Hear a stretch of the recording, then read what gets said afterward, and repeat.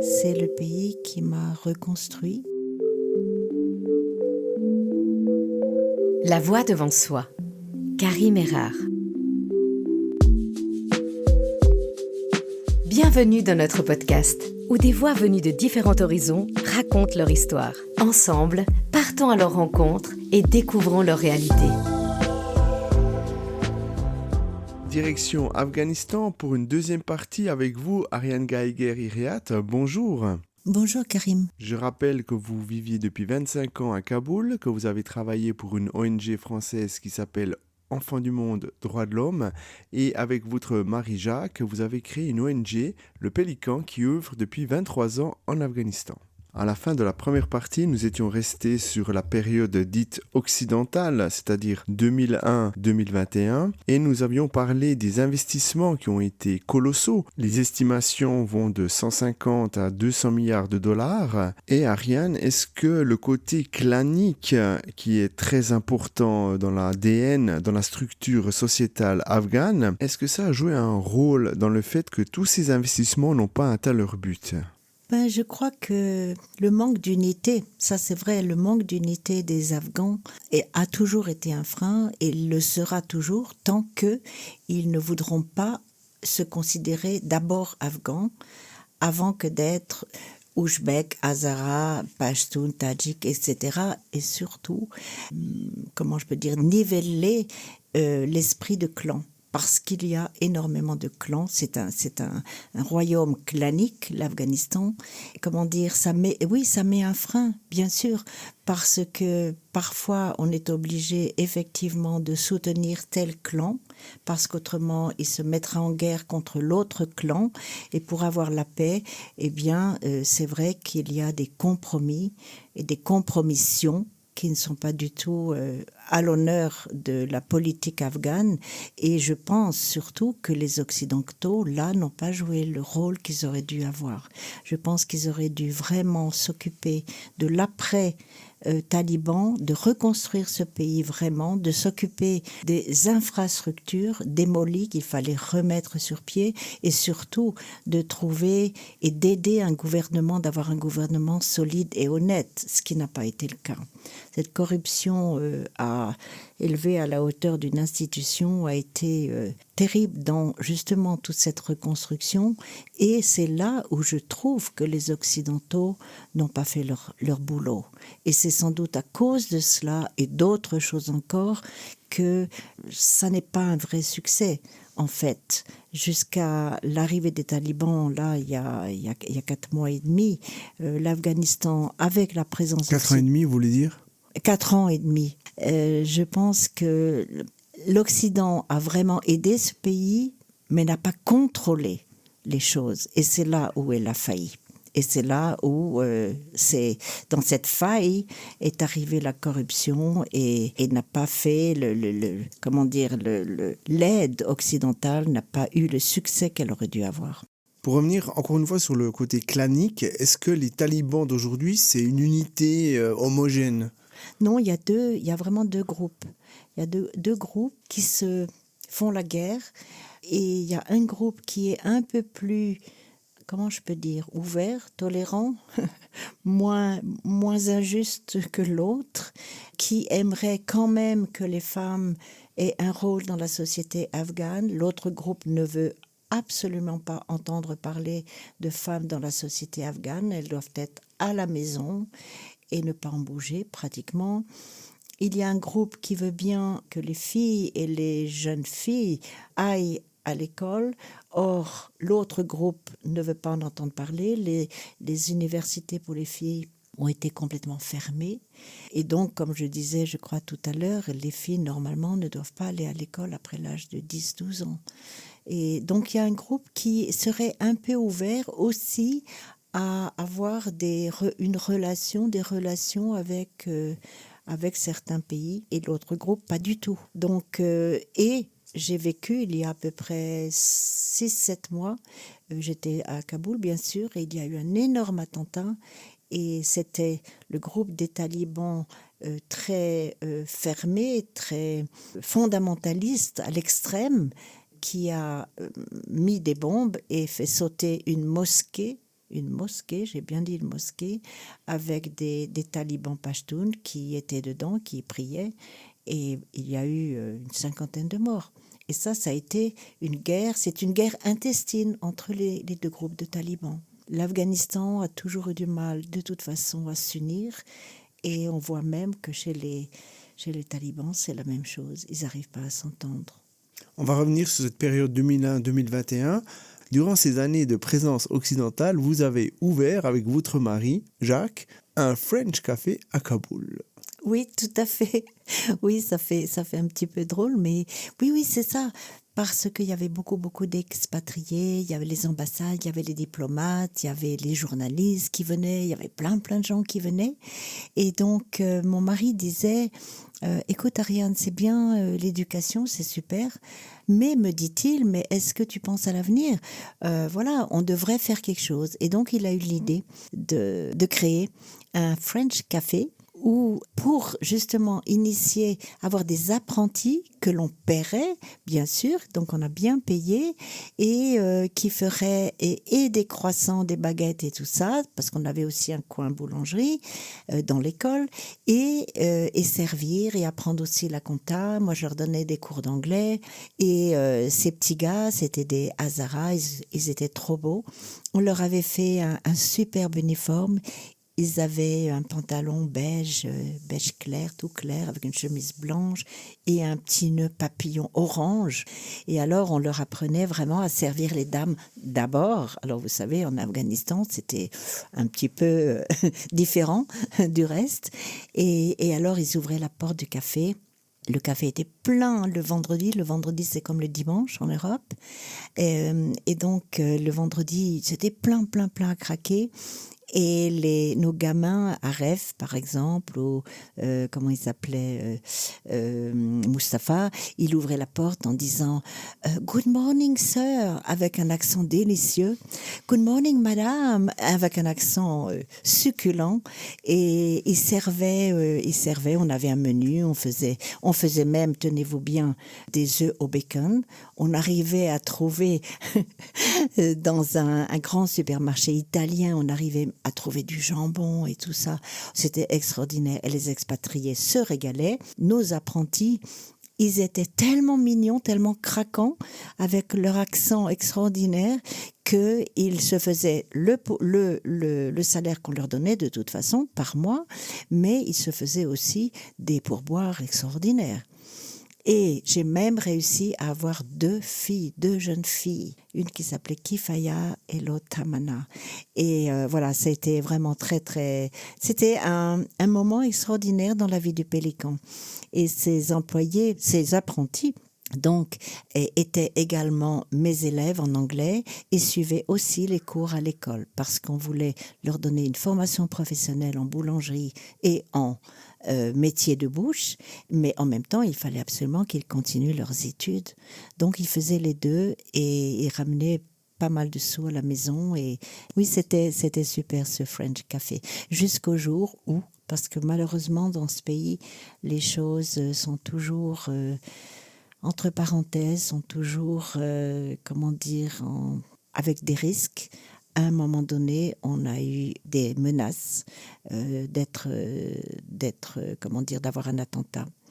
Et donc, on a dû fermer le café parce que c'était trop dangereux. Et donc, malheureusement, on a arrêté. Et ensuite, en 2013, là, on était, 2010-2013, ça a duré 3 ans. Et ensuite, mon mari est mort, donc tout a basculé. Voilà. Cette période d'investissement étranger, cette période de relative stabilité sous le coup d'investissement étranger, est-ce que ça vous a permis d'élargir vos activités humanitaires? Oui. J'ai passé une période difficile puisque Jacques est mort en novembre 2013 et ça a été un petit peu difficile pour moi de repartir comme ça. Et puis finalement, j'aime trop ce pays. Donc, je me suis dit que ma vie, puisqu'elle était encore devant moi, j'allais la consacrer encore un peu de temps, beaucoup de temps, autant que cela est possible, avec mes amis afghans. Donc, je suis repartie et J'ai eu une magnifique chance, bénédiction, appelez ça comme vous voulez, cadeau du gouvernement français, puisque l'ambassadeur à Kaboul m'appelle en disant: écoutez Ariane, j'aimerais visiter votre projet. Il est venu à Derchebachi, à Kaboul, et il a vu mon projet et il m'a dit: est-ce que vous avez d'autres idées pour faire d'autres choses? J'ai dit oui, j'aimerais beaucoup aller à Bamiyan et faire aussi des écoles à Bamiyan. Et il m'a dit: écoutez, écrivez-moi une proposition de projet, parce que le quai d'Orsay, le Bercy, à Paris, m'a dit qu'on avait une enveloppe allouée encore pour l'Afghanistan qui n'était pas complètement utilisée, et que s'il avait, monsieur l'ambassadeur, s'il avait des ONG à soutenir, on avait de l'argent. Alors bien sûr, pendant 5 jours et nuits, j'ai bossé sur ce projet que je lui ai soumis. Et on a été 3 retenus. On était à l'époque à peu près 25 ONG françaises. Et 3 ont été retenus. Et j'ose à peine le dire, mais le Pélican a été choisi pour avoir la plus grande somme d'argent.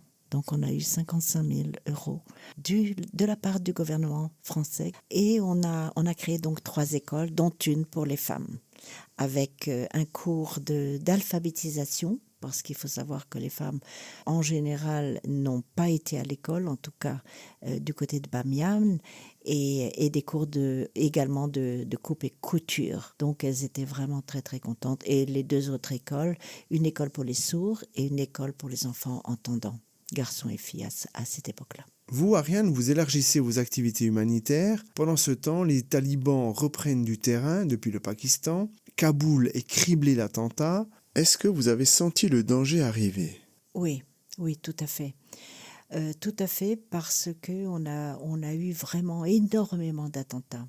Il y avait ce qu'on appelle les suicide bombers qui agissaient terriblement un peu partout, dans tous les quartiers, et aussi dans notre quartier. Notre quartier, par exemple, a été visé tout spécialement parce qu'on était dans le quartier Hazara, encore une fois l'ethnie détestée, et on a eu 3 écoles, dont 2 extrêmement gravement atteintes. Une école a complètement explosé. Il y a eu pratiquement tous les élèves. Il devait y avoir à peu près 150 élèves, garçons et filles à l'époque, ensemble, qui préparaient le bac, parce qu'il y a aussi un bac afghan, et c'était une école privée qui préparait les jeunes gens à passer leur bac. Et donc, ils étaient là justement pour travailler, pour préparer bien leurs examens. Et un jeune est arrivé dans cette école et il avait un gilet qu'on appelle à plein de dynamite. C'était un suicide bomber et il s'est fait exploser au milieu. Et ils sont pratiquement tous morts, étudiants, étudiantes et les professeurs. Et ça s'est passé tout près de chez nous. Et une autre fois, c'était une école des filles, également dans notre quartier. Et je peux dire qu'on a eu, nous, pas d'attaque, Dieu merci, on a été préservés, mais j'ai eu des élèves complètement traumatisés parce qu'ils avaient eu des frères ou une sœur qui avait été tuée dans cet attentat terrible. Donc aussi dans un mariage, dans mon quartier, il y a eu un terrible attentat. Les mariages en Afghanistan sont extrêmement importants. Les familles préparent ces mariages pendant des mois et des mois. Ils y dépensent énormément d'argent. Et même quand ils n'en ont pas, ils empruntent de l'argent à la famille, aux amis. Ils s'endettent pour des années. Mais ça fait partie de la culture, c'est extrêmement important. Et c'est grandiose. Et un de mes petits élèves, il doit avoir 13 ans, il était dans ce mariage, il était comme invité à ce mariage. Et je ne l'ai pas vu pendant presque un mois, il est revenu, il ne parlait plus. Et sa mère m'a dit: écoute, est-ce que tu veux quand même le prendre? Parce que je ne sais pas s'il sera capable même de suivre les cours. Il a échappé à la mort et à même à être blessé, mais il était traumatisé pendant des mois et des mois et des mois. Finalement, il a repris le chemin de notre école et avec beaucoup de précaution, de tendresse. On l'a beaucoup entouré. Finalement, il a repris vie, si je puis dire, et il a été capable de reparler et de rejouer et de remanger, chose qu'il ne faisait plus du tout. Donc pour dire, oui, on a été vraiment, nous aussi, la cible dans ce quartier, mais dans tout Kaboul, ça a explosé. Les talibans voulaient revenir, et d'ailleurs, ils y sont arrivés, comme vous savez, il y a 4 ans et demi. Mais ils reprenaient du terrain, ils reprenaient des provinces, ils reprenaient des villages et ils reprenaient des petites villes. Et dès qu'ils reprenaient ces villes et ces villages, ils appliquaient la charia et c'était eux qui gouvernaient la province ou le pays. Donc, bien sûr, à Kaboul, on se disait, un jour, ils vont y arriver, ils vont venir. Et les armées européennes étaient parties. Nous, les Français, on est partis en 2014, je crois que l'armée française est partie en 2014. Je le sais parce que très, très gentiment, le colonel m'a appelé en me disant, Ariane, on va partir. Qu'est-ce que vous voulez? Venez voir ce qui vous intéresse. J'ai dit, écoutez, colonel, moi, tout m'intéresse. Donc, j'ai pris plein de choses pour les enfants, pour l'école, etc. Des cahiers, des gommes, des crayons, des ballons, tout ce que vous voulez. Et même des tables et des bureaux. Voilà. Donc, l'armée française a été pour nous un grand soutien. Et je les remercie encore pour leur gentillesse. Justement, ce jour va malheureusement arriver, c'est le 15 août 2021, c'est le retour des talibans, c'est le départ chaotique des Américains. On se souvient d'ailleurs de ces images où c'était la précipitation, la panique, les gens couraient même à côté des avions de manière désespérée. Et vous, comment vous avez vécu cette journée-là? Moi, j'étais en France parce que ça s'est passé, oui, comme vous dites, le 25... non, pas du tout, le 15. Voilà, le 15 août. Et moi, j'avais un billet le 25 août, c'est pour ça que j'ai confondu, pour revenir en Afghanistan. Et j'ai pas pu. En fait, j'étais venue un mois avant parce que j'avais des conférences à faire en France. On m'avait demandé, le comité de direction et son président m'avaient demandé, M. Caro m'avait demandé de venir en France. Donc, j'étais en France et ça a explosé. Oui, ça a été horrible. Ça a été horrible. Mon staff m'a appelé. C'était le sauve-qui-peut général. Je sais que j'ai un monsieur qui, en larmes, a raconté que son fils, qui avait été sélectionné parce qu'il faisait partie d'une équipe de l'équipe de football d'Afghanistan qui avait gagné aux dernières compétitions, je sais pas exactement, mais en tout cas, ce garçon avait été sélectionné parce qu'il était excellent. Et il voyait et il devait partir en Europe. Et il a vu son rêve s'effondrer. Il s'est accroché quand l'avion américain a pris son envol. Il s'est accroché à un pneu de l'avion. Et bien sûr, à 20 mètres du sol, 25 mètres du sol, il s'est laissé tomber parce qu'il ne pouvait pas rester comme ça. Et bien sûr, il est mort sur le tarmac de Kaboul. Donc, il y a eu des scènes épouvantables. Il y a eu des scènes vraiment épouvantables. Il y a eu aussi un énorme attentat de Daesh qui a fait dans les 250 à 300 morts à l'aéroport. Ça a été une bousculade, comme vous l'avez dit, épouvantable, un sauf-qui-peut général. Mais bien sûr, beaucoup sont restés sur le terrain et beaucoup ont été aussi piétinés. Les plus fragiles, comme toujours, les petits enfants et les femmes sont, j'allais dire, bêtement morts à l'aéroport en essayant de se sauver de cet enfer. Et mon staff m'appelait 3 fois, 4 fois par jour au téléphone, nuit et jour, j'avais mon téléphone et ça sonnait tout le temps et de partout pour me dire écoute Ariane, fais quelque chose, tu vas pas nous laisser dans cet enfer. Voilà. Et moi j'ai essayé, j'ai remué terre et ciel, j'ai écrit à la cellule de crise pour essayer de faire sortir. J'ai fait des dossiers. Enfin, ça a été dramatique, mais malheureusement, aucun de mon staff afghan n'a quitté l'Afghanistan à ce moment-là.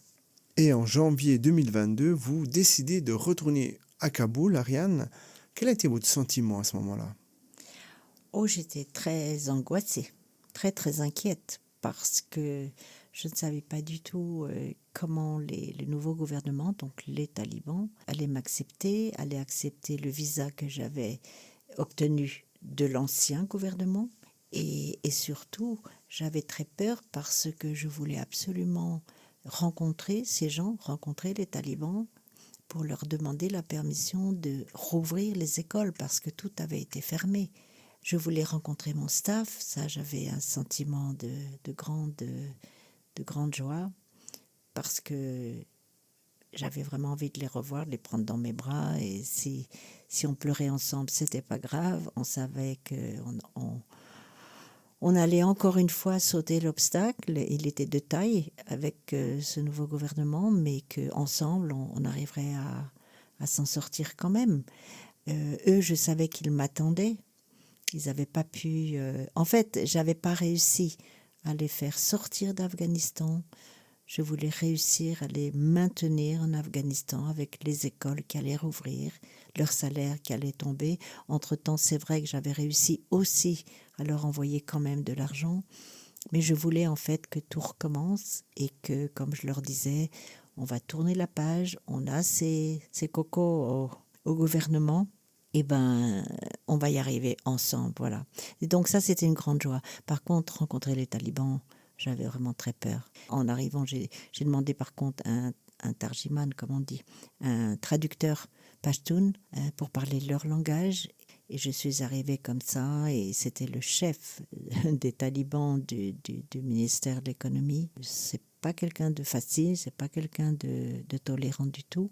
Et vraiment, comment dire, point par point, j'ai discuté, j'ai réussi à obtenir la permission d'ouvrir les écoles pour les sourds, la grande école aussi, mais il fallait absolument que je sépare les filles et les garçons, ce qu'on a fait. Et par contre, j'ai pas réussi à avoir les cours de formation pour les esthéticiennes, et j'ai pas non plus réussi à avoir les cours d'alphabétisation pour les femmes. Le taliban m'a dit, elles n'ont pas besoin de savoir lire et écrire. T'as qu'à les mettre en vacances, elles seront contentes. Voilà. Mais mon sentiment, c'était une énorme inquiétude, une énorme angoisse, mais je peux dire aussi une espèce d'envie de gagner une bataille. Je suis née rebelle, je resterai rebelle, et j'aime beaucoup les Afghans parce qu'ils sont rebelles. Et on lutte ensemble, on lutte contre les lois injustes des talibans d'aujourd'hui. Et quand on arrive à obtenir des petites victoires, eh ben c'est une grande fête, voilà. Et on aime aussi la fête. Et j'aime aussi, avec elles, avec eux, célébrer à coups de Coca-Cola ou à coups de thé. On n'a pas besoin de champagne pour rigoler. On peut trouver du Coca-Cola? Oui, on trouve du Coca-Cola, on en trouve beaucoup. Il y a 20 ans, avec les talibans de la première vague, c'était absolument terrible. Ils ne supportaient pas la vue d'une bouteille de Coca-Cola. Ils disaient que c'était le produit de Satan parce que ça venait d'Amérique, que l'Amérique c'était le grand Satan et que nous, les petits Européens, on était les petits Satans. Et les talibans vont continuer de restreindre et de réprimer la liberté des femmes, interdiction d'aller à l'école au-delà du primaire, interdiction d'accès au parc, interdiction à de nombreux emplois, interdiction de chanter et de parler dans l'espace public, interdiction depuis le 24 décembre 2022 pour les femmes afghanes de travailler dans les ONG. Et comme vous travaillez dans une ONG, comment vous avez géré cette situation ? Ah oui, le 24 décembre, je m'en souviens. Ça a été terrible. Il y a eu cette nouvelle qui est arrivée et qui nous a glacé le sang et le cœur. Et les Afghanes m'appelaient, les institutrices m'ont appelé toute la nuit. Donc j'étais à Kaboul et m'ont dit, Ariane, mais voilà, ils nous enterrent vivantes. Et c'est tout à fait ça. On avait l'impression que les talibans, effectivement, voulaient enterrer les femmes vivantes. Donc, ce qu'on a fait, on a supprimé pendant 1 mois, on a stoppé les cours des filles, donc avec les Afghanes. Et ensuite, j'ai envoyé mon directeur local négocier dans un ministère. Bon, ça a été plus ou moins accepté. Et finalement, ça a été accepté parce qu'on a signé ce qu'on appelle un MOU, c'est-à-dire un Memorandum of Understanding, c'est-à-dire un protocole, un agrément avec les talibans. Et ils savent que nous avons des professeurs femmes, également des femmes de ménage. Donc en fait, on a en tout 56 salariés afghans, dont pratiquement plus de 35 femmes. Par contre, quand les talibans nous visitent, il faut qu'on fasse très très attention parce que les dames ne doivent surtout pas côtoyer des hommes. Donc c'est assez compliqué, mais on a les Afghanes sont comme moi pleines de ressources et on a des petites des petits trucs.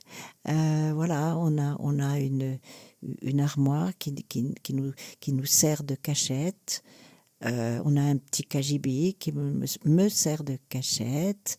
On a une porte dérobée qu'on emprunte.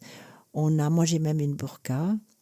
Et bien sûr, on a des hijabs et des voiles, etc. Donc, voilà, je ne peux pas trop entrer dans les détails. Les Afghanes sont très, très, très futées, très intelligentes et que, ma foi, on trouve ensemble des façons de faire. Parmi toutes les actions humanitaires que vous avez effectuées au sein de l'association Pélican et toutes les histoires qui les animent, il y en a une qui est particulièrement touchante, Ariane, et elle est liée aux Jeux Olympiques ou Paralympiques de Paris en 2024. Oui, tout à fait. C'est ce qu'on appellerait peut-être vulgairement une success story.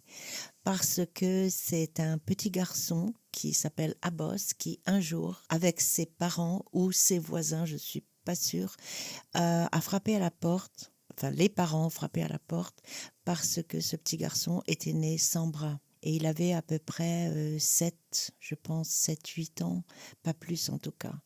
Et donc les adultes à côté de lui me l'ont amené. Il avait la tête baissée, il était extrêmement timide et bien sûr complexé de son état. Et on m'a dit, est-ce que personne ne le veut, aucune école ne veut l'accepter. Et toi, qu'est-ce que tu peux faire? Comme ils avaient appris qu'il y avait une expatriée et que nous avions un centre pour enfants dans le quartier des Hazaras. C'était un petit Hazara. Et bien sûr, moi, j'ai relevé la tête de ce petit garçon. Ça me donne encore les yeux mouillés parce que c'est extrêmement émouvant de vous raconter ça. Et donc, je relève la tête de ce petit garçon et je lui dis, écoute, Abbas, si tu veux, tu vas être éduqué ici. Je vais t'apprendre à écrire avec tes pieds, je vais mettre un crayon au milieu de tes orteils et tu vas pouvoir écrire. Si tu le veux, c'est à toi de décider, viens demain matin. Et ce petit garçon est venu le lendemain, j'avais prévenu le staff, j'avais prévenu la maîtresse d'école et j'avais prévenu aussi les enfants. De surtout l'accepter tout de suite, de ne pas du tout se moquer. Et on a installé Abbas sur une moquette dans la salle de classe, assez près de la maîtresse, assez près du tableau. Et je lui ai mis un crayon entre ses doigts de pied et il a commencé à écrire. On lui a appris à lire et à écrire, à compter et baragouiner de l'anglais. Donc, il est resté chez nous, il a commencé sa petite éducation chez nous. Ensuite, il est parti de l'école. J'ai appris qu'on l'emmenait dans une piscine pour lui apprendre à nager, donc avec ses cuisses et ses jambes. Et finalement, pour terminer cette magnifique histoire, ce petit garçon est devenu un athlète magnifique. Il a aujourd'hui 28 ans et il a été sélectionné pour participer aux Jeux paralympiques de 2024 à Paris. Et lorsque un de mes gardes arrive un matin complètement excité, il me dit regarde la photo, regarde la photo. Et sur son téléphone portable, il me montre Abbas qui a gagné donc la médaille d'argent aux Paralympiques de Paris. Et donc, on a été tous les larmes aux yeux, parce qu'on se souvenait de ce petit garçon qui avait été rejeté de partout. Et si nos auditrices, auditeurs veulent soutenir votre association, le Pélican, on peut passer à l'action en se rendant sur le site www.pélican.org www.lepelicanong.fr et on peut contribuer à votre association qui aide les femmes et les enfants en Afghanistan. Dernière question, Ariane. L'Afghanistan est un pays toujours en guerre civile où les gens vivent avec moins d'$1 par jour. 2/3 de la population vivent avec moins d'$1 par jour, en proie à des kidnappings, gangrénés par la mafia, sous le joug de fanatiques religieux. Et malgré tout, l'Afghanistan est devenu votre pays d'adoption. Mais oui, c'est assez bizarre de dire ça, mais c'est la vérité. Oui, c'est la vérité parce que c'est le pays qui m'a reconstruit. C'est le pays qui m'a donné l'envie de continuer ma vie alors que je voulais l'arrêter. Après le drame qui a chamboulé ma vie tout entière et celle de mon mari, à la mort de notre petit garçon de 10 ans, nous n'avions plus aucune raison de vivre, moi en particulier, et je tentais d'en finir et en fait redonner un sens à ma vie et retrouver l'envie de ne pas mourir a été l'Afghanistan. Donc quand les Afghans me disent avec parfois des larmes d'amour, de gentillesse, de reconnaissance, que je les aide, que je les soutiens beaucoup. Je leur dis toujours, mais vous savez pas, c'est vous qui m'avez donné, c'est vous qui me donnez sans arrêt. Et c'est la raison pour laquelle j'ai une passion pour ce pays et c'est la raison pour laquelle je n'ai pas envie d'arrêter. Malgré tout ce qui se passe en Afghanistan et malgré mon âge aussi, j'ai envie de continuer. Je crois que c'est l'amour pur et l'amour sans intérêt de part et d'autre. Les Afghans m'aiment, je le sais, et moi je les aime aussi. Et c'est ce qui fait, c'est ce ciment, voilà, ce ciment affectueux qui nous lie et que ni les uns ni les autres, ni l'autre n'ont envie de changer. Voilà, donc c'est mon pays d'adoption, c'est vrai. Je leur dis toujours, je suis très riche. J'ai 2 maisons, j'ai 2 familles, j'ai 2 cultures. Et voilà, et on se réjouit ensemble de se revoir. Et je vous remercie beaucoup, Karim, de m'avoir donné l'occasion de parler de ce pays que j'aime infiniment. Merci beaucoup. Merci infiniment, Ariane. Et vous pouvez aussi soutenir l'association Le Pélican en achetant le livre de Ariane Geiger, Iriat, de Colmar à Kaboul aux éditions BLF. Merci à vous, chères auditrices, chers auditeurs, et à une prochaine fois.